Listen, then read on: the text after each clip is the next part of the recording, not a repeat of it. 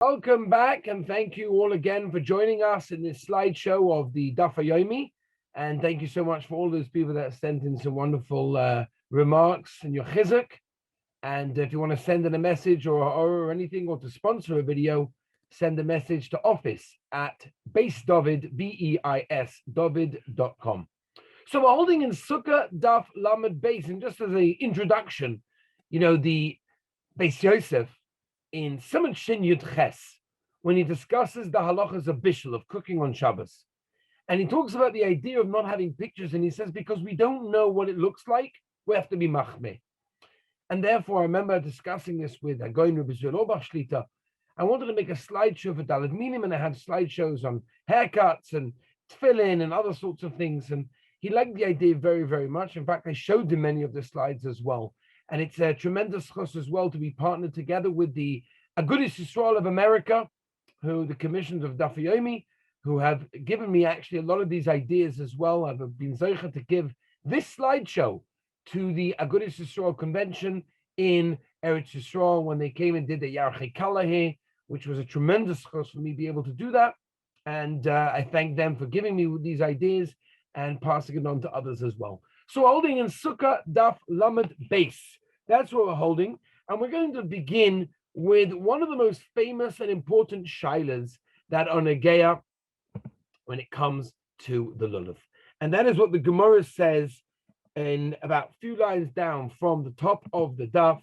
The Gemara says, Boy of Papa, Nachlaka Tiyomis Mal. What is the din if the Tiyomis is split? Now, this is got to be the most famous and the most important shaila dealing with a lulav.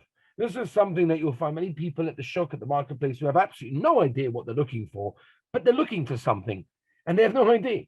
But they're looking because they see everybody else looking. So we really have to know what exactly is the sugya. So again, that is the shaila. The Gemara tells us in our daf lamed beis, nechleka tiyomis nasa kemish nitla tiyomis upasul, which basically means that if the tiyomis is split, it is as if the tiyomis was taken away.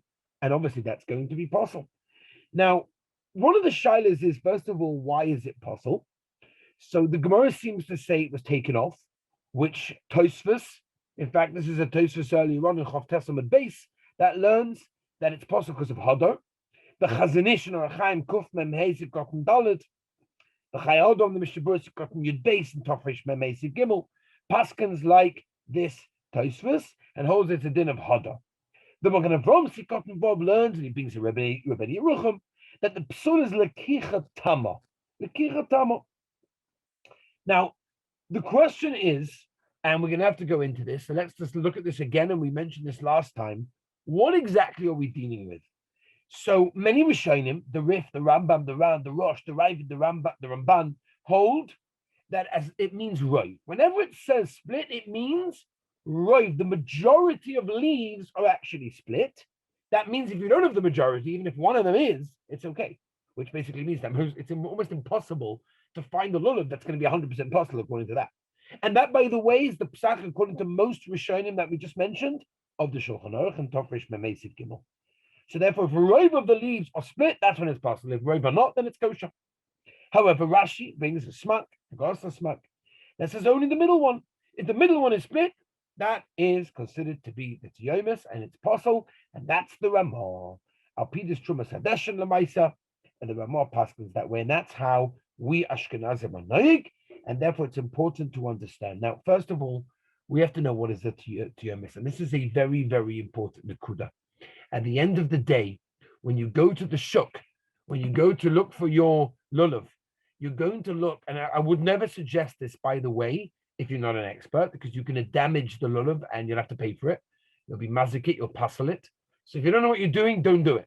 But what I want to do is I want to show you where exactly is the tiyomis, because it will make things a lot easier. And that's really, by the way, the idea of this whole slideshow, that basically the more you know, the easier it will become for you to be able to pick Dalet Minim. Okay, so there is a machlokes rishonim. What is the tiyomis? The Rosh, the Maggid Mishnah hold one way. The Smak brings two pirushim in Rashi. What we're going to do is going to show you like this. Okay, let's have a look. Let's have a look. There we go. Let's go to the left picture. The left picture you can see is that the spine goes up, up, and all of a sudden it splits off to basically three. The middle one, that's the tiomis. The right picture is a little bit deceiving because there actually could be that there's two tiomisim, and that's a big shine in the poskim.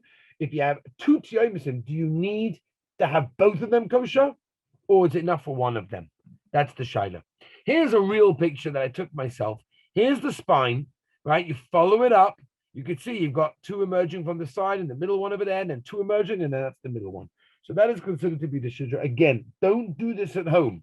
If you don't know what you're doing, it's not kedai, because you could end up hustling it in that way. So that is considered to be the tiyomis. Now, how much needs to be split for it to be a problem? So again, according to the Shulchan Aruch, if you have roiv, that's problematic. If not, then it's okay. The Ramah holds we goes by the tiyomis, that is the middle one, and that is that. Okay. Now, how much has to be split for it to be a problem? So the Ramah says if it goes ad hashedra all the way until the end of where the spine sort of ends and the leaf begins, the whole leaf basically is split. That's when it's possible. And by the makor for the Ramah, the Trumas Hadeshen, comes along the Mishnah Berurah and the Vilna Gaon, and they say that if roiv is split, then it's going to be possible. The Maisa, most Rishonim and Achronim hold that if roiv is split, then it's possible.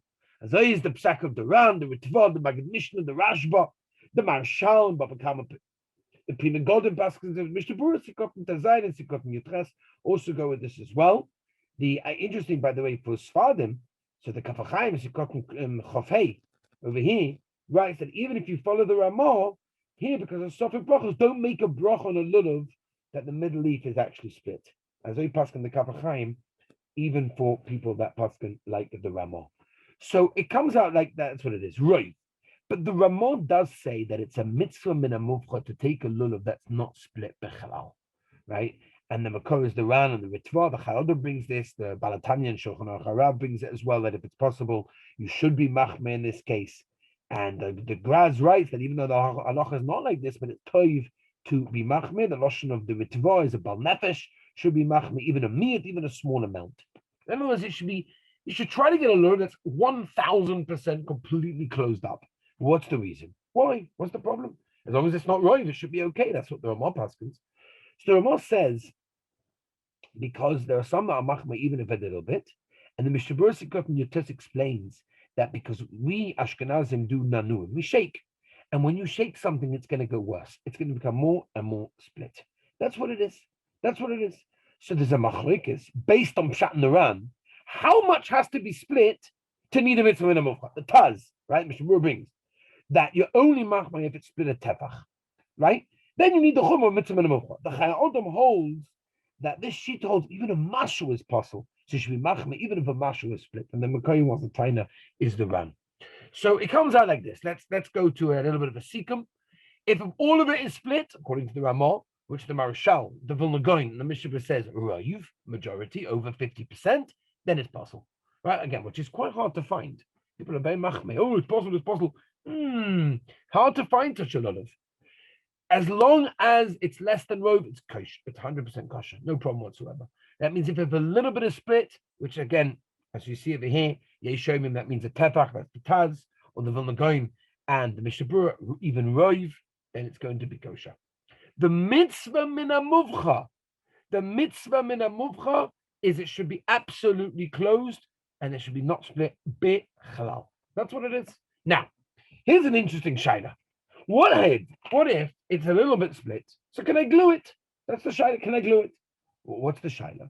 The shaila is because you told us the whole reason why we're machmeh, of even if it's a little bit split, even though it should be okay, is because through the nanu and the shaking, it's going to get worse. So let me glue it. What's the raya? Where would you get such a thing from? By the Indian of shofar. Right, the halacha of a shofar, we're not going to go into it now. If it's split, it's problematic. But if you glue it, then it's okay. So one of the rayas they want to bring is this. It's this. You can glue it, it should be okay. An interesting shaila, it's brought down in the Marsham, Das Torah, Tofresh Memheis Cotton Zain, which Shlomo Zalman brings it, Halicha Shlomo, Dain Fisher, Nevin Yisrael Chenik Tess, Rav Elyashiv Zatzal, Mr. Gorelitz Zatzal. The Maisa, they all want a taina that since the whole chashash is like the Ritva says, if it's slightly split, through the nanum will get worse. There's no chashash once it's glued, and therefore you have a mitzvah and a muvcha, and therefore it's beautiful. So that's what someone a taina. So the Maisa of Israel Obach, when I discussed it with him, he said it's a good eitzah, but then you have to be careful for the next halacha, which we're going to get to in a moment, which is called the hemnuk. Now, there are those that don't like it. Moshe Steinbach has a Chuvin Chelikain, Chuvas Van Hogus Chelik Simon Reish Tesvov. He didn't like it for different reasons that we're not going to go into at this moment of time.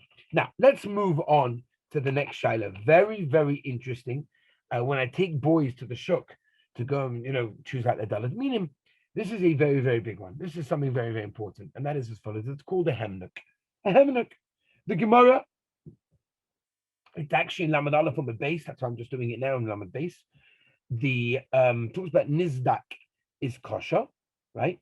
And Rav Papa told us that one of the reasons why it's possible is because of a hemnuk, right? Now, what exactly does it mean, a hemnuk? A hemnuk means, you can see that from the right over here, is that it's actually, we're not discussing split. People think that hemnuk and nechlaku is the same thing, but it's not really true. Nechlaku means it's totally closed. It happens to be split. If you put your finger there, you can very slowly figure out that it's open. Over here, they're going in two different directions, right? And therefore, it's much, much worse. And that's the reason why, and that's why the Ran, the Ritva, the Meiri, which is a Paskin, the Chaodon, the Mishabur, the Megodon, the Bushisod, that here it's much worse. Because even a mashu, even if it's a tiny amount, even if it's not raw, even if it's nothing. But it's such a small amount with more machmi. You know why?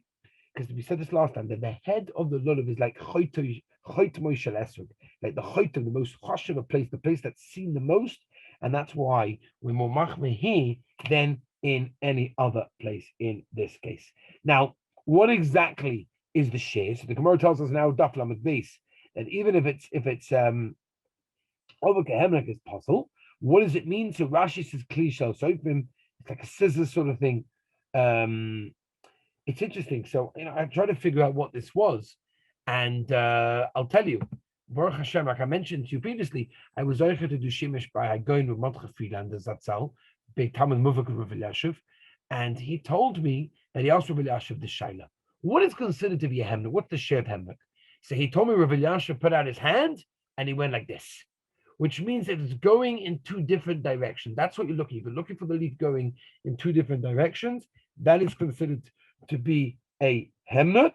And the Be'alocha is mafurish over here that even if it's a mashu, it's considered to be a psul in this case. And that's why we're machma over there. There is a tziruf, I must tell you.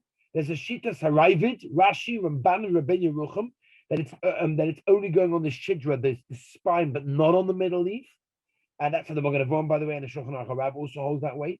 So there's a tziruf over here of the Shulchan Aruch that holds you need roiv olim, because remember, we're dealing with the psak of the Ramah that it's only on the middle leaf, but according to Shulchan Aruch, it means on all leaves. So with the tziruf of that, plus the Ravid and Rashi that hold it's going on the shidra, the spine, so there is a mokim to be makel.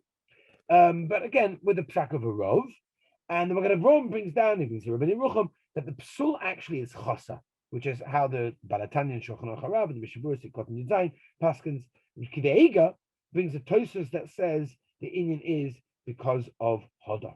That's what it is. Okay, now let's move on, Rabbi Isai. Let's move on. Go a little bit further in this sugya. Gavaldik. Let's move. Here we go. Oh, Gavaldik. The Gemara talks about this. This is Simchas Rabbi Isai. The Gemara talks about a lot of it's okum kamagal, right? A magal is like one of those, sort of like 180 degrees, like a semicircle. You sort of cut down things in the field over there. That's what you used to do. It bends over, right? The Gemara at the end of Lamed Aleph on the base. So the halacha is a shulchan aruch. If it's okum to either side, the Gemara goes through it, whatever it is, right? Exactly which direction is it going? What are we discussing? So lemaisa, if it's to either side, it's possible, but if it's backwards, then it is kosher. That's what it is. Now, how okum does it have to be? So if it's only miktsas, a little bit kosher, even lechatchila.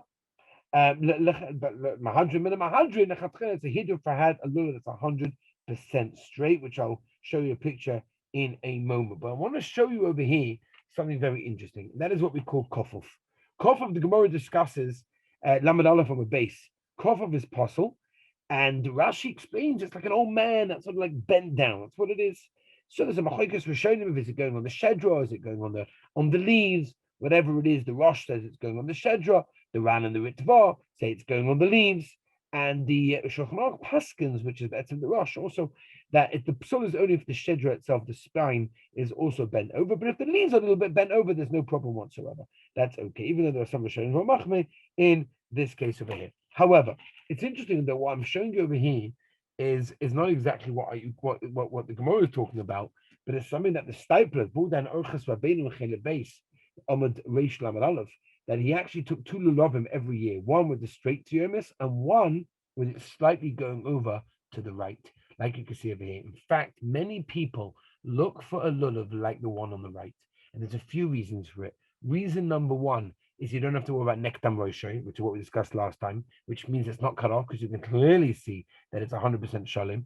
And the other reason is as well is that you're 100% no shalim hemnuk, and generally it's easier, not always, that it's not going to be a shaila of nechelku also. So the Stipler Dafka took 2 for that reason. But if it's going all the way down, so it's already a machlokes. It's kosher, but there's already a machlokes in that case. But like I said before, if it's bent over like that, so again, it would depend on the direction, but even that's considered to be mixas. It's not so much, but of course, it's a gavaldige hida for a person to have a lulav that is 100% straight. The way to look at it is to hold it in that direction, and here you can see it's veering off to the right, which again, it's 100% kosher. There's nothing to worry about, but there is an inyan to get one that's a hida, right? People are so busy with the esu looking for a hida, you have to look for hidurim also in the lulav. Okay, Rabbi Sabesiata Dishmaya. Next time we're going to be discussing is Daf Lamed Gimel. We're going to be going through the Hadassim, the Siyata Dishmaya. So there's a lot of exciting things going on. I'm very, very excited for the rest of the series. And like I said again, if you want to sponsor the Shiurim, please send an email, office@beisdavid, BEIS, david.com. And thank you so much for joining us. If you want to join my Daf Share, you can go onto Torah anytime. You can go onto my app, download the Rabbi Avi Wiesenfeld app, or you can go onto Spotify or Apple Podcast Music, whatever it's called, and you can find it over there. Send the share to your friends, let people know about it. It's wonderful. Very, very excited about this wonderful series, getting clear and clarity in the halacha, not only of the daf, but halacha lemaisa of what you guys are learning. You should all have a lot of hatzlacha and siyata dishmaya, and we look forward to seeing you